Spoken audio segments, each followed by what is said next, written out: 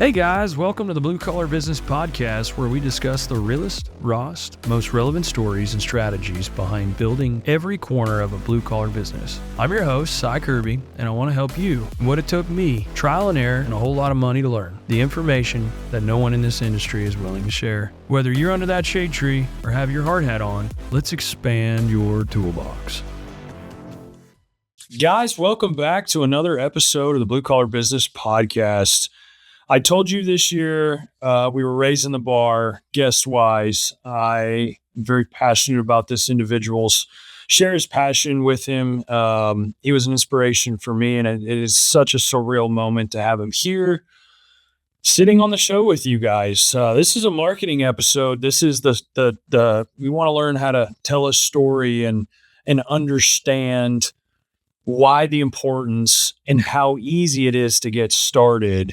The other thing we're going to be talking about a little bit today is the Dirt World Summit that you guys have heard me talk about. I think every episode since I've got back, it's had such a direct impact on me and my thought process for my team. And we have the original founder, the man that's started pioneering what we see media and equipment nowadays. There's always been guys filming this, but filming this or that equipment. Hey, look at this, but telling the stories behind the individuals, the projects, the companies, and also building a tool to help further them. None other than my man, Aaron Witt. Thank you, buddy. Thanks for having me. You must be raising the bar after this episode. I had the pleasure. Aaron invited me out last May and definitely put me under the gun. And if you guys haven't listened to that, this gentleman started podcasting before it was cool to start podcasting, and has over 350 episodes around the dirt world. And I met him through that, and he was super grateful enough to extend that invite. And I encourage you guys go to listen to it because it's a different angle. Aaron does a lot of these, and he pushed me in different angles that I tell people all the time that I've never gone as personal as I did there.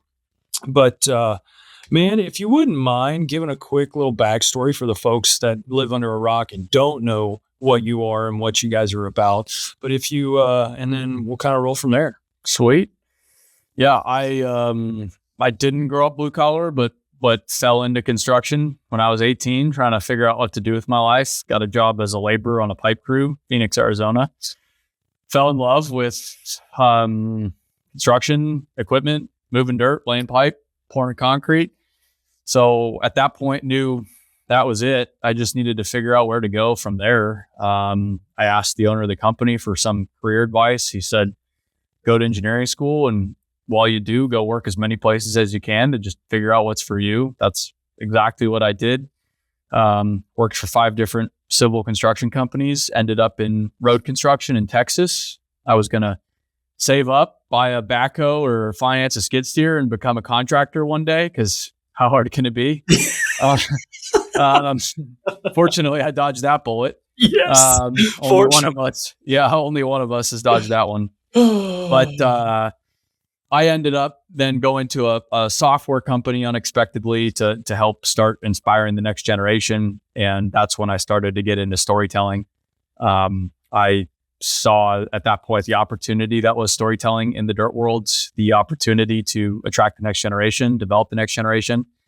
So started Witt in 2018 as a marketing company, creative business, telling the story of the dirt world to start.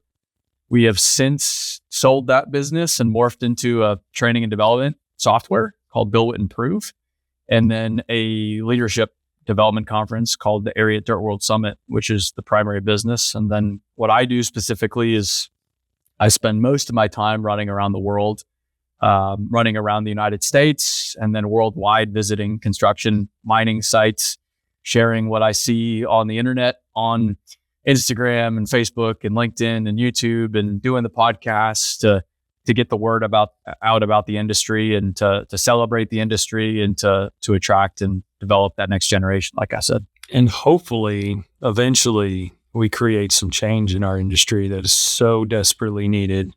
And as you guys know, I ventured to the Dirt World Summit, and there was two gentlemen, two speaker. The first night we had the one and only Jesse Cole from Savannah Bananas. That was too cool, dude. What a standing up there in a yellow tuxedo in front of 1,800 dirt contractors. Could you imagine how he felt? And man, he owned the room and taught me so much. Fans first, just the perspective that guy from absolute nothing and the power of marketing and caring about your customer first. And there's so much to be learning through that. And then honestly, man, I bragged about your speech, not only to yourself, but a couple of people. Like, you came out there and you really challenged us, and you were, there was a couple of things that really stuck out to me, especially as a pipe guy. Number one is that the visibility of the projects that you see around the world, that I believe it was the Netherlands, that you could walk up and they had a touring facility, basically a media projection of what this project is. Here's the stages. And that's just totally different here in the concept of what we've got kind of going at home. We're faced a little bit with this stigma, you more than myself, but at the same time, that kind of stuck out to me. I was like, you know what? That's kind of crazy that our public projects aren't being more displayed to the public. And so that really resonated. And of course, the other thing that you're so freaking good at, dude, is storytelling. And you guys hammered that home. And when I come home, me and Will had like a 3-hour meeting just about storytelling. Like, it's so right. Like, it's how you can tie a public infrastructure project to the public. How do you do it? Just tell the dadgum story about the guys that are there. And I really appreciate the challenge, man. It challenged me. Well, and I'm glad. I really appreciate that. Like, one of the common complaints in construction is, they don't understand what we do. And it's like, yeah, whose job is it to tell them? I don't know. Like, apparently, like, no one else has. So are you going to tell them? Because if you don't, who is? Well, we've seen that best case scenario, nobody does. But worst case scenario, which is more common, other people just take the narrative and run with it and skew it into all kinds of different things that it's not, but that's the only story being told. So that's, I think, if nothing else, like the major benefit of storytelling for contractors and for people in general. Like, the example I always use is, before we ever met, you had listened to podcasts and you had seen what I had done on the internet, so on and so forth. And so if someone were to come up to you and be like, that guy sucks, you'd be like, I mean, maybe, but I don't know. I've listened to enough. I've seen enough videos. Like, I don't know if that's necessarily true, but we had never met before that. It was just because you had seen me telling the story for long enough so that you could make your own conclusion. But when people don't have two sides of the story, it's whatever side is there is reality, regardless of what reality really is. Dude, it's so spot on. And I think a lot of people, of course, the consumers of the side of it, and they just think, oh, I could never create content that anybody would watch. And that's like the first thought. And literally, I started diving off into it a little bit of myself. And honestly, I walked into that room to anybody that is a smaller outfit compared to some of these companies are very, very large companies. You have the privilege of working with some of the best in the country, in the world even. And so I walked in there a little bit feeling like an imposter syndrome. And by the time, you guys got through night one, I kind of felt decent because you were punching me in the face about storytelling. And I kind of scratched my head. Yeah, I can definitely work on pieces and of the storytelling, but we're really trying to tell the story, not just about our company, but the people that are actually developing the infrastructure that's going in the ground that these families are going to use. But also, too, it's an overall perspective of impact of I'm learning while you're learning and bringing education around something that we're all going to need in 5 to 10 years very drastically if we don't start freaking telling the story more. And so I do believe we're going to see more of it in our industry this year because of that conference and because of what was said there, because it kind of makes you think like, and you probably can preface on this more than I can, dealing with these certain companies. You have a older demographic and a younger demographic, at the heads of these tables. Normally it's either vice versa. There's not really, sometimes there's conflicting father and sons, whatever it may be, but it's really hard to get both sides to buy in. It's either they're all the way in and they're spending egregious amounts of money on a marketing program where they could basically build it themselves from a cell phone,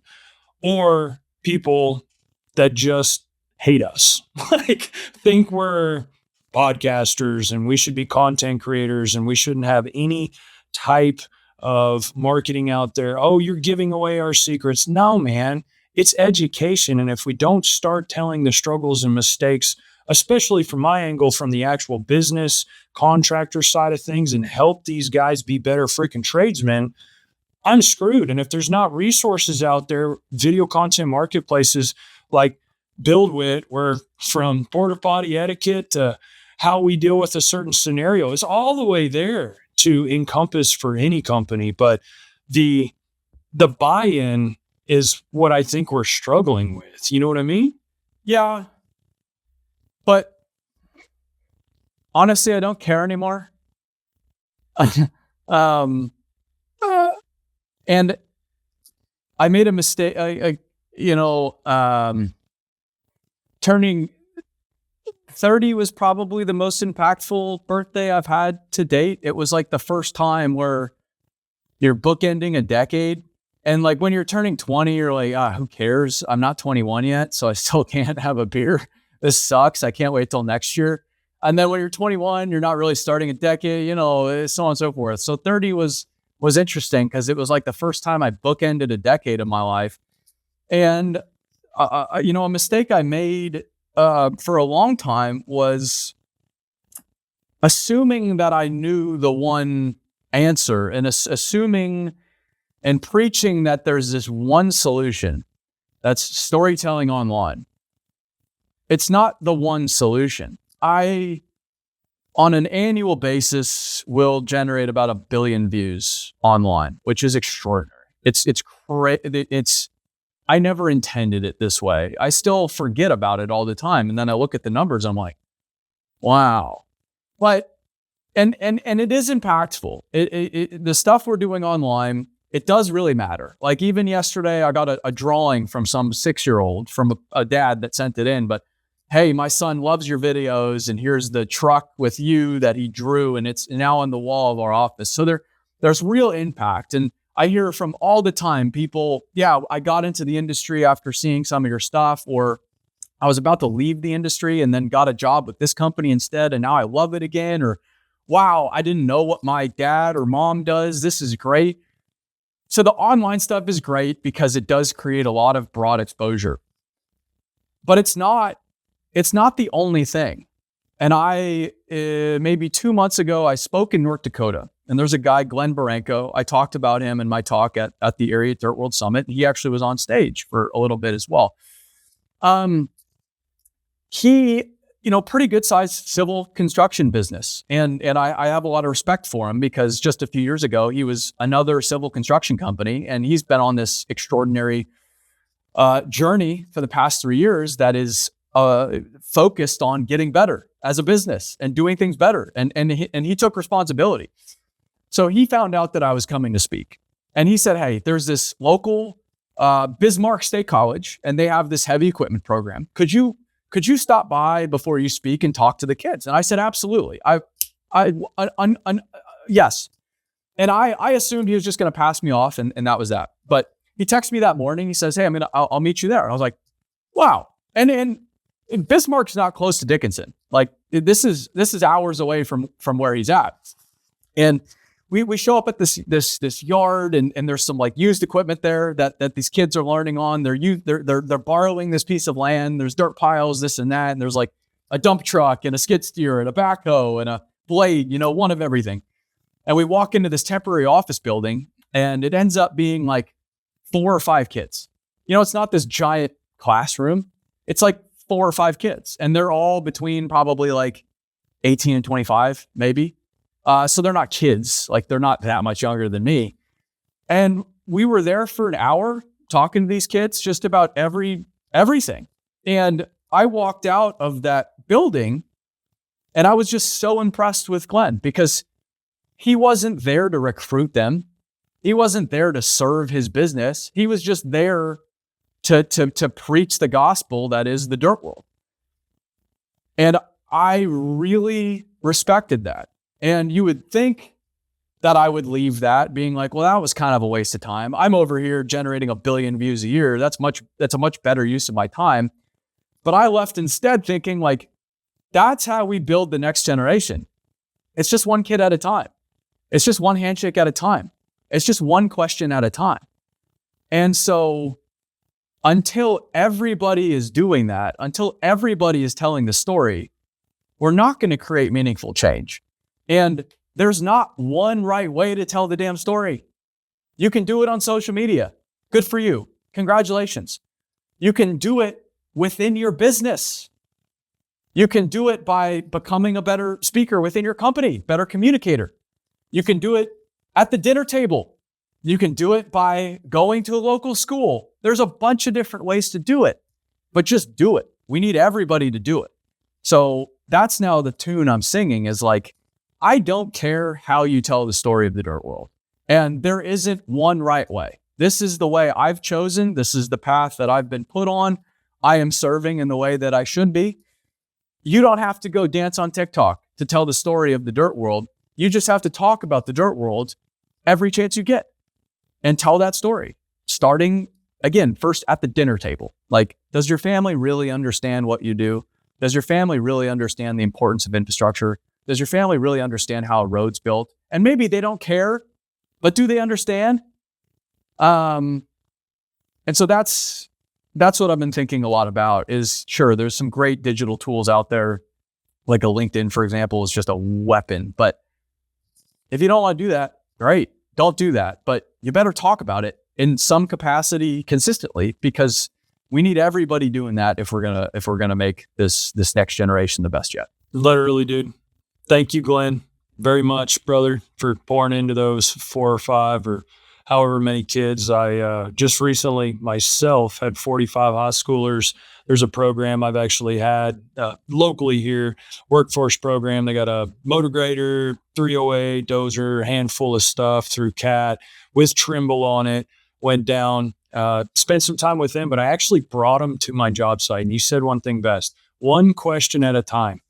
And these kids were so curious. We literally, it's on the YouTube page, it's Icon, but you could walk around and look down in a storm box or look at how a fire hydrant is sitting there or ask a question about where your poop goes after it leaves the house. And we looked in manholes and they were so curious just about how it got there. Hey, my dad does this. Is this what he does? That's exactly what he does. And they have seat time, but there's a gentleman, Chad Burkett. He's an older gentleman, and he pours into those kids like I've never seen in my life. Cares, doesn't want for anything, doesn't ask for your money. All he asks for is your time and investment into those kids. And I'm not there to quote unquote recruit them. I just need them to understand that this is a viable opportunity when they walk out of that high school and they're graduating out of this program with CDL, OSHA 30, time and equipment, like 18, 19-year-olds with that kind of resume, 100 different guys that would go, hey, I want you right now. Well, then it's on us to be able to train, learn. As you know, it's super expensive for contractors to train. That's why you've helped build what you've built to speed up that process to get them out there. But the other thing you said, man, great answer, by the way, is at the dinner table. And I want to share probably my favorite speaker from Dirt World. And it was Randy, by far. I've got 3 little babies at home. Caroline just turned 1 over the break. And Randy said some things, and I encourage you guys, I don't push many books. Winning at Home, I gave it out yesterday at our core value kickoff meeting. I sat there for 4 hours and discussed all that. I would have never done that a couple of years ago. I've been really working on a path of correction myself, but handed out Randy and Mark's books, Lead Every Day, to a couple of guys that needed them, pass it around, encourage sharpening. But Randy's methodology of winning at home doesn't matter if you're winning at work, whether you're an entrepreneur or you're just a guy that's a superintendent on a pipe crew or labor or whatever the case may be. Like, you have to win at home. And to go to a conference like that and to hear somebody talk about that and sharpen, and so many people, I watch it all the time with guys in my own company, people I meet online. Man, I'm just, I'm going to work till 10 o'clock, 11 o'clock, midnight. And I did that a lot of years too. And I missed moments. And Randy solidified, hey man, it's okay to take the 2 hours, have dinner, concentrate fully on what they are saying across the table from you. Don't be off in a bid. Don't be off over here on a project. And that's the important things, is obviously getting our younger generation. There's so many statistics that you share, I share, about what are we going to do in 5 to 10 years. But also along the way, we're developing companies, we're developing leaders, but also we're delivering them from just the projects and paychecks type of company. I used that on my own people yesterday, and I just hate that term, and I want to be something more. But when Randy came up and solidified, gave me almost reassurance. But there's not another conference out there, dude, that you can go to, especially in the dirt world, and hear somebody challenge you from a personal level to make you a better leader. And I just wanted to give Randy a shout out. And I'm looking forward to November 9th through the 11th in Phoenix this year, correct? And I can't wait to go back. But thank you. Number one is where I was going with that. And the other thing was, there was a devotion every single day, guys. I was there every morning. I thought that was also another big, big deal. If there's something you're going to go to in the year, I literally told my team yesterday, hey, we're just me and Will going out to Con Expo. I'm going to take a team to Dirt World. We've made that decision. I made the decision. I told Aaron before I left. But long story short, man, thank you for not just sitting here talking about it, truly sharpening dirt leaders into better people. Now, whether they use it or not, that's one thing. But talk, if you wouldn't mind, a little bit about, how Dirt World shaped you. Probably the first year. I have a feeling you're probably getting these emails all the time. Man, thank you so much. But and talk a little bit about 26 and what's coming.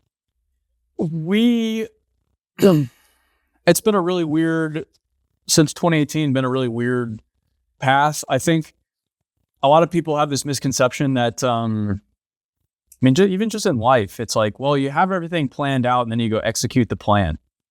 And it's like, no, that's not how it works. Like, at least it hasn't worked for me. And I haven't seen anybody that's like, yeah, here's my plan, 1, 2, 3. And then we just ran the play. Like, no.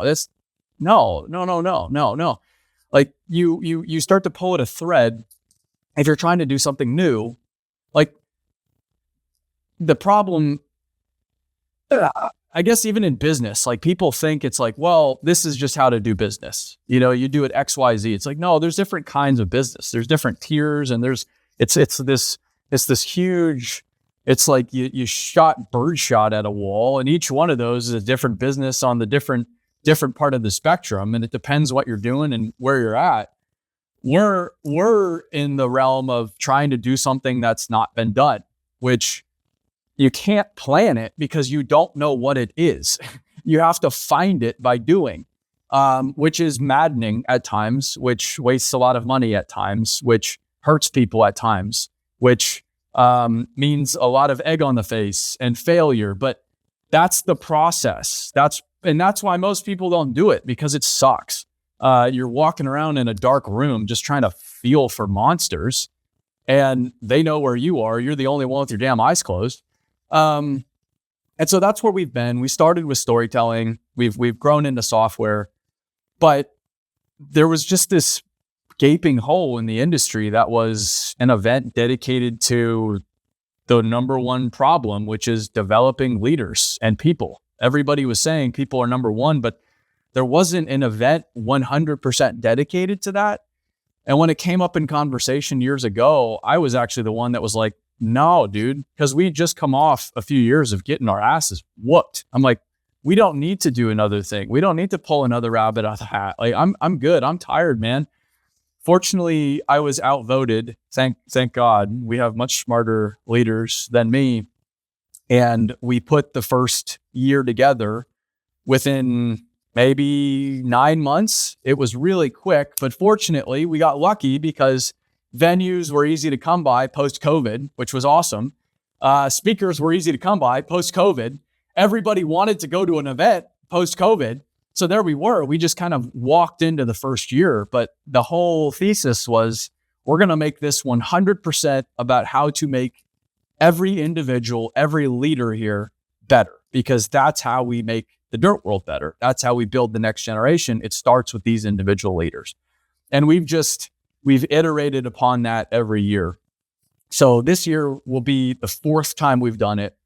And we have demonstrated that we can host and facilitate a world-class event over the course of a few days with a world-class lineup, with world-class value, with a world-class audience, with world-class sponsors. Like we've proven that we can do the basics. And now this year is really exciting because we're starting to get into like the details. And the problem that we're running into is the competition isn't other industry events, and it never was supposed to be. I don't care about any other event in the industry. The competition is the last event we just had, the last Dirt World 2025. That's the competition. And we've got to get better and better and better and better and better. That's the benchmark. And this year will be extraordinary. It'll be, another lineup of world-class speakers that are covering all different types of topics, primarily leadership, personal development type topics. There will be world-class individuals from the industry speaking as well, which I'm really excited about. And those individuals have proven to be some of the best we've had over the years, which is really exciting. And then we're dialing it back a little bit this year, making it a little bit smaller, but we're going to have 1,250 leaders from the industry that are world-class, that are the best in the business. It's my favorite group of people anywhere, period. And I tell people, it's like, yeah, you're going to get a lot from the stage. Yeah, you're going to get a lot from the people, on the agenda, but you're going to get the most from the people at your table. You're going to get the most from the people you're walking into and running into during the breaks and in the morning at the prayer breakfast and in the evening at the bar or the dinner or whatever it is. That's the magic, because it's a new event and it's attracted all of the early adopters, all of those that are already striving to become better and to build that next generation. That's who we're drawing in.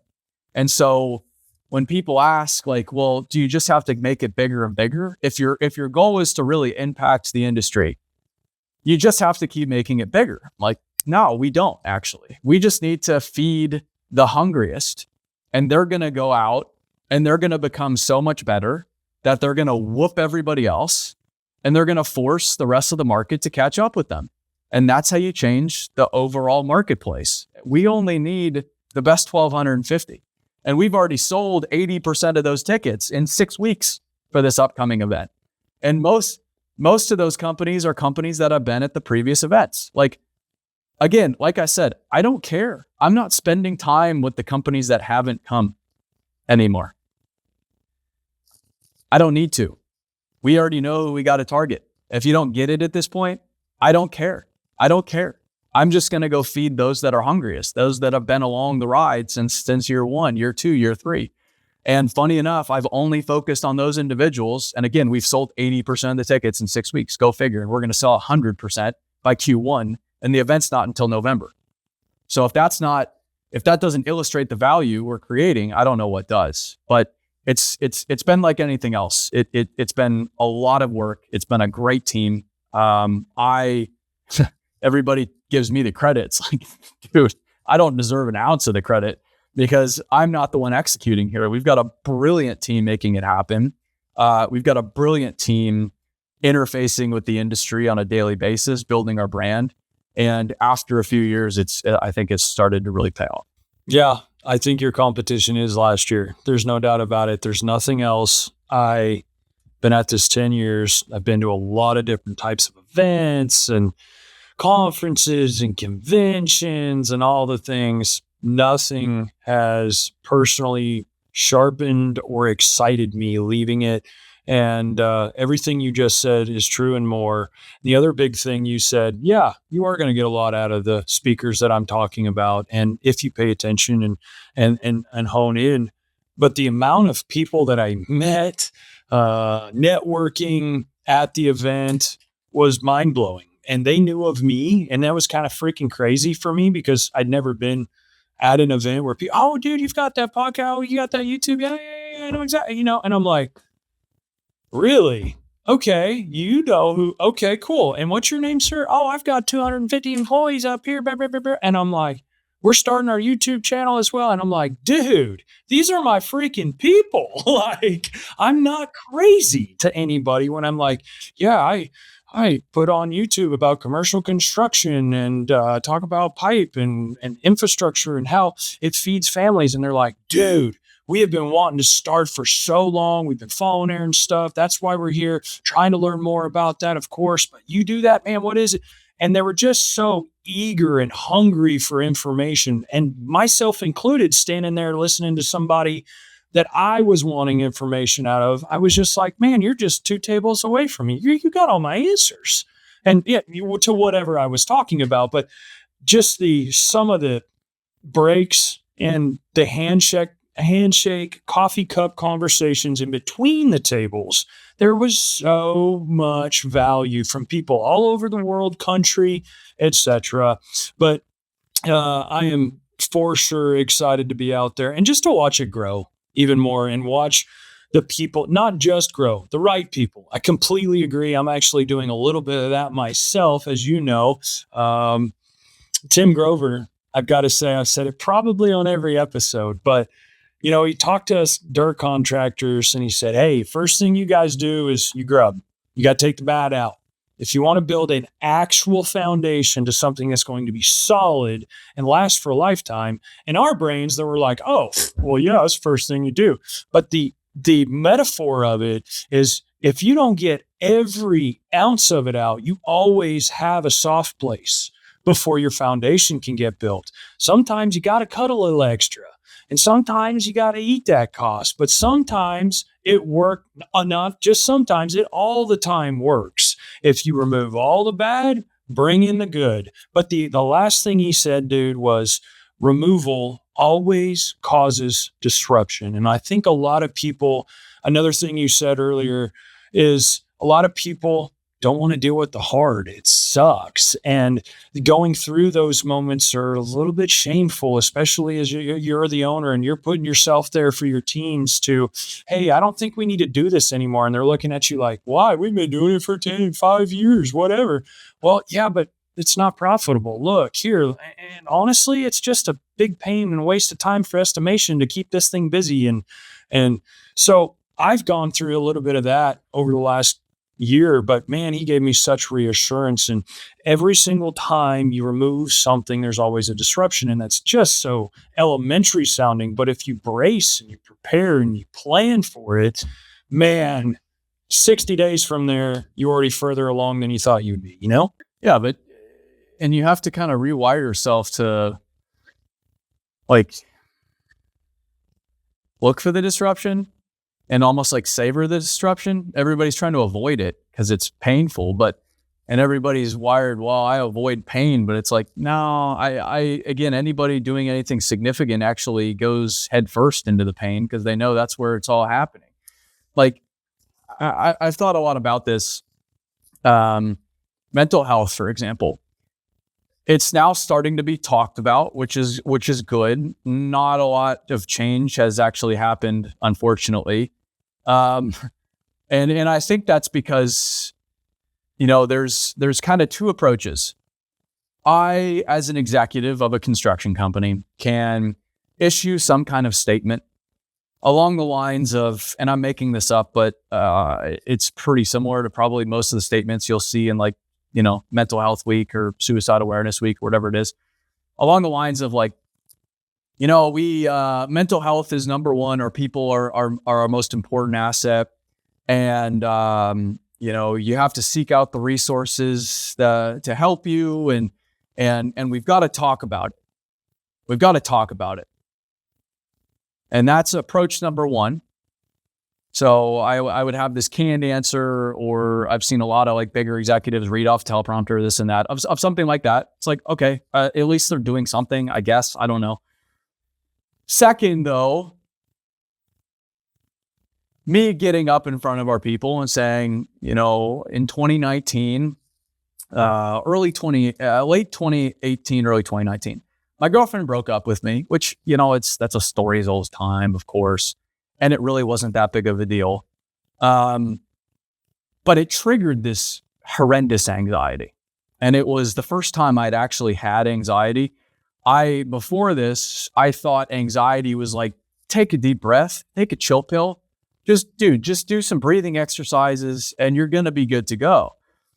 And then I get walloped by this anxiety. That's like somebody sitting on my chest 24 hours a day. I couldn't do anything about it. I wake up, I'm feeling it. I exercise, I'm still like, I couldn't get away from it. And fortunately, thank God, I was still though in a place to be like, well, I'm not going to go medicate my way out of this. I'm going to go figure this out. I think this is an indication of some work I need to do. I've got to go dig into some of this pain here. And at that point, I started to go through therapy and to read some of these books I wouldn't have otherwise. And it's taken me years and years and years to actually figure it out. And it's not gone completely, but I can at least digest it in a more productive manner. And a lot of it in this moment was because I triggered this very deep-rooted fear of abandonment. It's probably the greatest fear that I have, wired into me by previous generations. And it was triggered, and there I was on the floor as a result.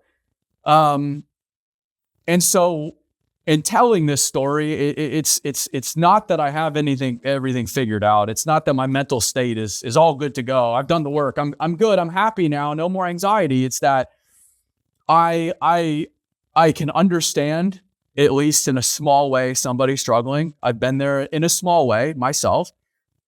And when I was there in this instance, I leaned in and I developed new habits. I built new skills. I learned a lot more about myself so that now when it happens, I can more productively handle it. No, dude, I think, go ahead. But to summarize, which of those two approaches is most effective when it comes to inspiring change in people's well-being within our business or team, et cetera?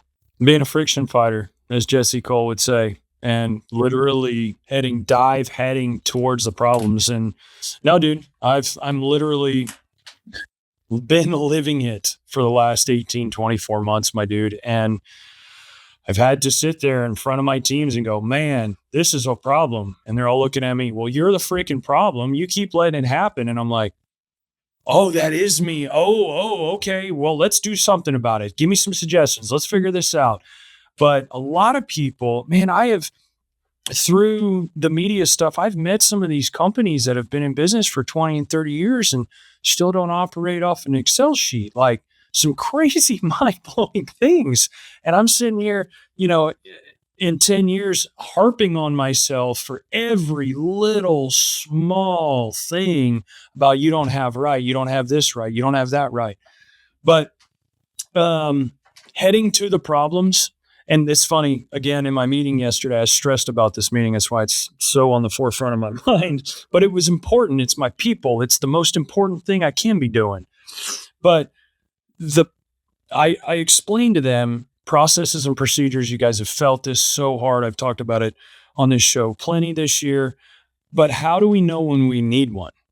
It's a repeatable patterned issue. If we hit this issue twice within a month, within 6 months, within a week, within a day, talk about it. Because one time could be an oddball situation, but twice, no, there's something going on. And I let them know from my standpoint of, hey, look, I'm working on this. If I can have you guys working on this as well, it's only going to make everything better.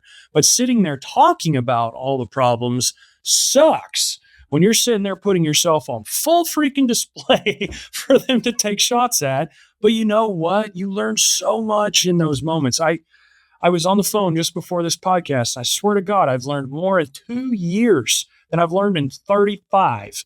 And it was just a fire hose of my own mistakes and failures. But man, I'm so glad I'm getting, and I'm not all the way there. It's not like, ooh, anxiety left. And to your anxiety comment, my dude, I never had anxiety either until I became an entrepreneur and became a dad. And then I was one of those guys that was like, well, dude, just take a deep breath. You'll be all right. Like, I've never experienced that. Now I walk around with a pile of bricks on my chest most days, but you learn how to operate with it. And you learn how to discharge it. But literally the abandonment triggers, I feel that, dude. Thanks for sharing that, because I am in the same boat. And man, when somebody leaves at work, I have had, especially somebody that I've poured and invested in time in, it fires this abandonment trigger. And it has maybe nothing to do with me, or maybe it has everything to do with me. But either one, that anxiety central stress is everything. Everybody deals with stress, but to have that pure anxiety rocking through you because of something that maybe you could have or couldn't control is unbelievably hard to deal with and navigate as you're trying to lead this business in whatever capacity. Sorry, that was a little bit all over the place, but being a friction fighter, listening not just to your own problems, but when you see it with somebody else in your team, don't just walk away from, I don't have time for that. The most valuable thing you can be doing within your team, and I hope you can agree, Aaron, is, hey man, you all right?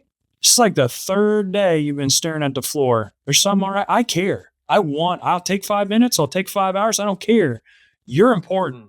And what's going on, something has shifted. You're not the same person, but it's our duty as an indication, as you said earlier, great word for it. We need to pick up on those indicators telling us, hey, this is going on. Whether it's their problem or our company's problem, it doesn't matter. It's your problem to actually ask how they're doing and work on that mental health train, man. But you pick up on that by first, again, handling your shit. Yep. Then you can start to recognize, wait a minute, they're probably not all right. But I have some tools to potentially engage in this conversation because I've been there. And I don't need to sit here and pass judgment, but I can sit here and say, yeah, man, you don't even have to tell me what you're going through.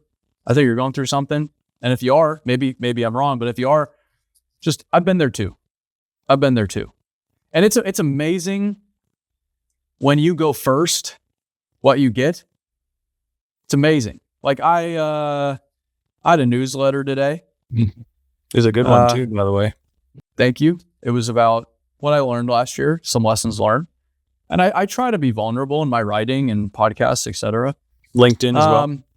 I try to be vulnerable. And but it's not that hard, honestly, because again, I'm doing the work. Like everybody's like, man, that must be hard. It's like, no, it's actually not.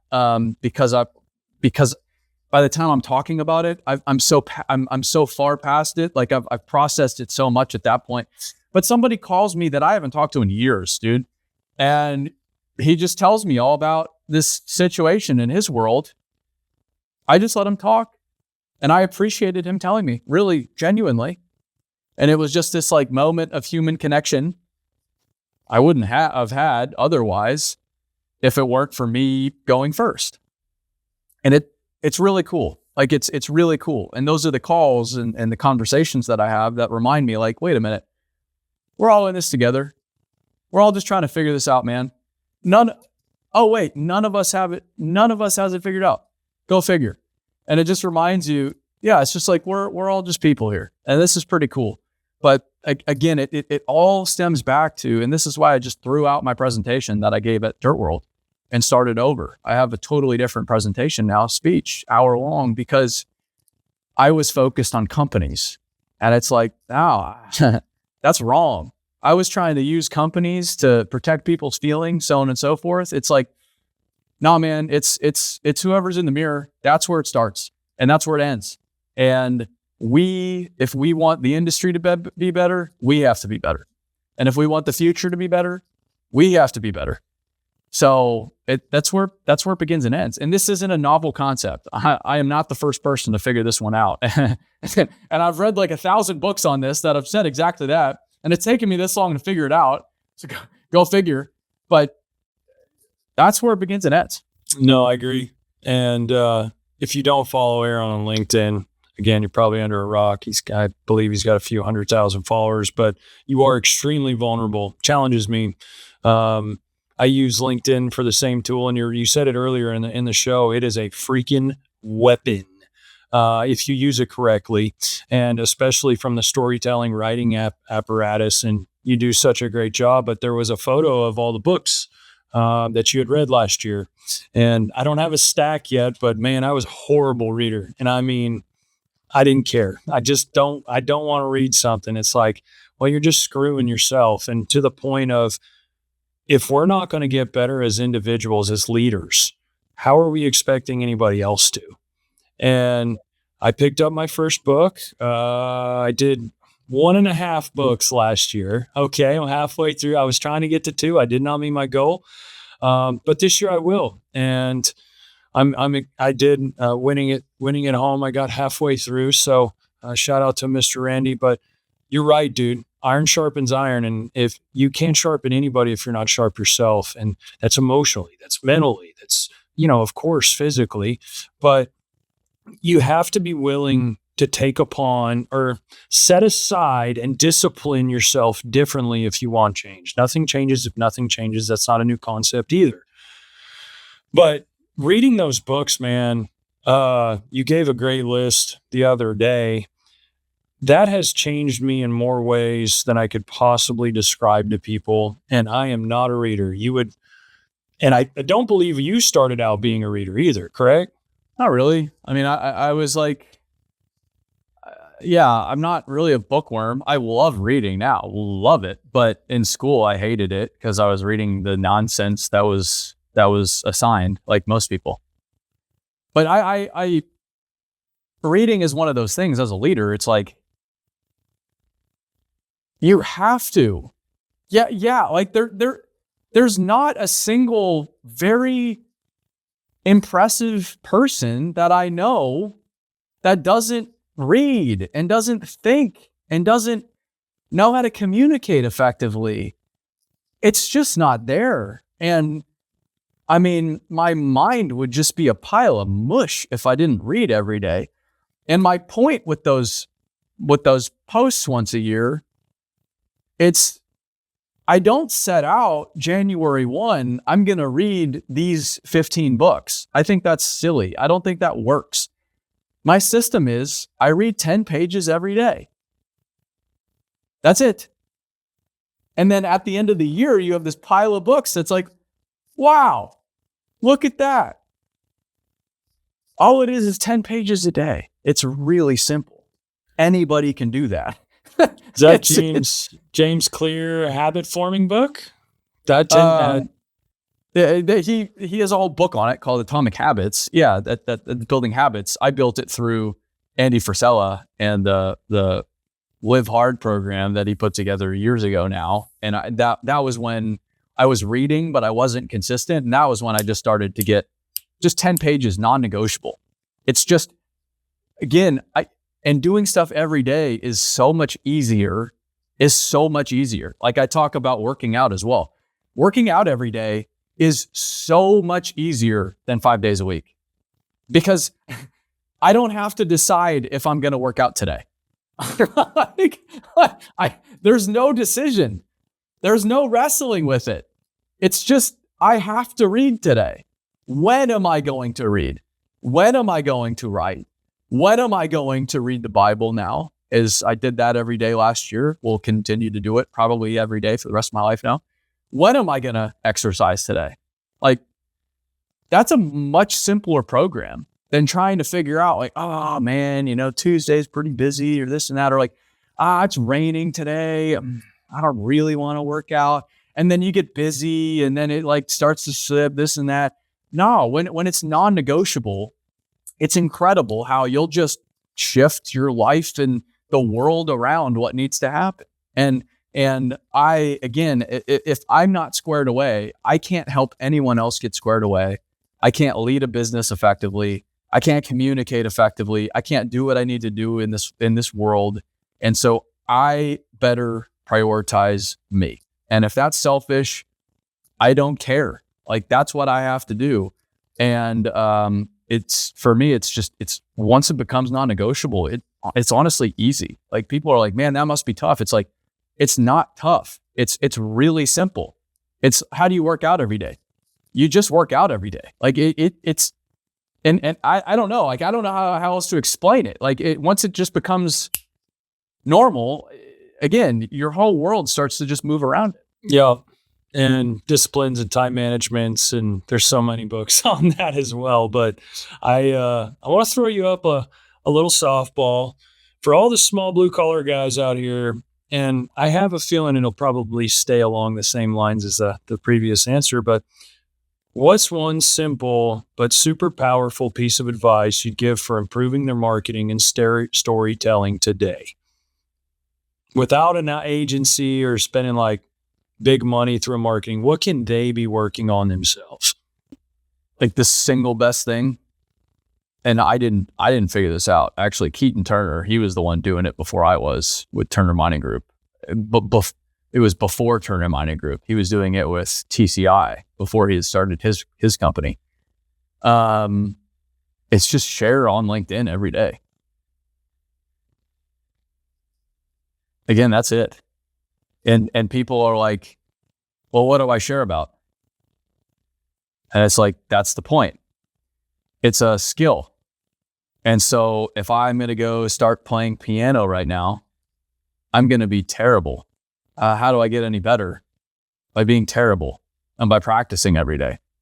Storytelling and communication is the exact same thing. There's no, like, maybe some people are naturally better at communicating. Sure, but not really. I haven't seen that all that much. Every great communicator has had a lot of opportunities to practice communication and storytelling. And what better way to practice than every day via something like LinkedIn to tell stories? And it's like, well, I don't want to talk about me. Then don't talk about you. Yeah.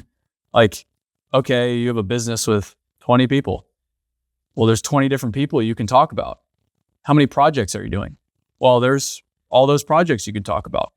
Well, what are you doing on each one of those projects? 10 different things, 20 different things? Well, all those are things you could talk about. How many suppliers do you have? All those people, all of those things are things you can talk about. Don't talk about you. Like, if you scroll my LinkedIn, how many selfies do you see? Not that many, because I don't have to. I mean, sometimes I talk about me, like, again, the lessons I learned in 2025, of course. Yeah, that's me. And that has a lot of value, talking about yourself in certain contexts. Sure, context. But it's just like, I honestly don't think you need to spend a lot of money nowadays. If you just post every day on LinkedIn, dude, like, that's kind of all you need to do. Sure, there's more to do than that, but if that's all you do, you're going to be good. Like, there's not a lot left on the table if that's what you're doing. And it starts at the top. So if your solution is to go find a kid to do it for you, it's not going to work. And every well-known civil construction company in America that's not a Kiewit. You know, there's some that are just the titans that have been around since the 1800s. Okay, yeah, they have a lot of brand awareness. Good for them. The contractors, the civil contractors that aren't, if you think about them, like, who do you think about? Name a well-known contractor that's not like a Peter Kiewit. That's not in your area. Not in my area. I've got to pull this one out probably. Any size. Well, yes, ESS is kind of a titan, I guess you would say. ESS is a great one. Any others that come to mind? Directly, I would give well, they're in my market, but Garrett X. Okay. All right. They're in your market. But ESS, for example, it starts at the top. It starts with Tim Paulson. He's out telling the story of ESS nonstop. Now they have a great, brilliant marketing team, but it starts with Tim Paulson. It starts at the top. He's 100% bought in. And that's the point, is if you think about, there's all the time now, people talk to me about these civil contractors. I'll be in California and they'll be talking to me about a civil contractor on the East Coast. That's not like a giant. They're like a local contractor, 150 people. It's like, why are you talking to me about this? How do you know? Every one of those contractors, you can go down the list. Sargent Corporation, Stutzman, Witt, Rosso, Turner Mining Group. Just keep it going, right? Every one of those, Quality Enterprises, they all have leadership bought in. And they all have leadership telling the story, first and foremost. Go figure. Blue Collar Performance Marketing's passion is to bring attention to the honest work done in blue-collar industries through effective, results-driven marketing tactics. They specialize in comprehensive digital marketing services, from paid advertising on Google and Facebook to website development and content strategy. I started working with Ike and the team earlier this year, and they've had a huge impact on our specific marketing campaign and trajectory of our overall company. Their expertise in digital ad management, website development, social media, and overall marketing strategy has been an absolute game changer for our sales and marketing at Sycon. If you're looking to work with a marketing team who does what they say, does it well, and is always looking for ways to help your company grow, book a discovery call with Ike by going to bcperformancemarketing.com/BCB podcast, or click the link in the show notes /description below. Thanks, guys. Yep. Really. And, yeah, I actually screwed up. I said it a couple episodes ago. We were with integration of the AI on everything. You know, you want to be, you're more worried about quantity, right? Everybody gets so caught up, I got to be every day, or whatever the case may be. But it's also just a quality human response, or a quality human question about what you're doing or what your company's doing, just to bring awareness. But I agree with that, man. It has to come from the top. The people that have done it, the people that have lived it, that are living it every single day, they have to buy into this and understand the importance of not just for their team, but the next team's coming in, or the next company's coming in, and not just sit there and go, well, this is how I figured it out, so you guys can figure it out, and we'll just fight against each other the whole way. That's just not the way the industry needs to go from here on out. We need to come together. We need to understand what bottom line standards that we are not going to accept as an industry anymore. But it's bringing visibility to what we do as civil contractors in general, and all those guys from different angles, from Keaton on LinkedIn, Quality Enterprises and their Mona Lisa video art. Like there's so many you just named, you know, Herb and from Sargent and his unbelievable storytelling skills from his life experience of being a utility contractor is invaluable. And I'm not quite to that status yet, but I am sharing what I've gone through and what I've done. And I encourage every single person listening.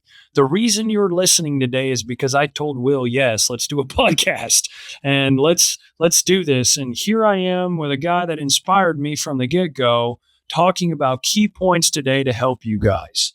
And I, huge believer in a lot of the things that Aaron shares on every platform. It's so key. It's so spot on from the standpoint of, yeah, we're pushing dirt and we're putting pipe in the ground, but we can be more than projects and freaking paychecks, guys.